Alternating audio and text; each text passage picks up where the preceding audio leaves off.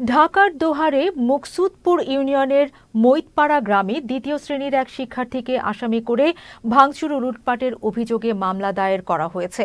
শিশুটির বাবা শেখ রাসেল অভিযোগ করেন, তার ছেলের বয়স ২০ বছর দেখিয়ে আদালতে মামলা করেছেন এলাকার সাবেক ছাত্রলীগ নেতা সারওয়ার আলম হানিফ। ফলে ২ মাস ধরে আদালতে আসা যাওয়া করতে হচ্ছে তাকে। এই অবস্থায় লজ্জায় স্কুলে যেতে পারছে না শিশুটি। জানা যায়, মৈতপাড়া বাজারে জমি নিয়ে উভয় পক্ষের বিরোধের জেরে আদালতে মামলা চলমান রয়েছে।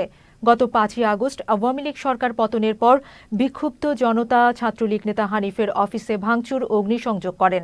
পরদিন ৬ই আগস্ট ওই স্থানে রাসেলগং দখলকৃত জমি উদ্ধারে গেলে তাদের বিরুদ্ধে আদালতে মামলা দায়ের করেন সরোয়ার। মামলায় ৮ বছরের শিশু ও এক নারীসহ আসামি করা হয় ৬ জনকে।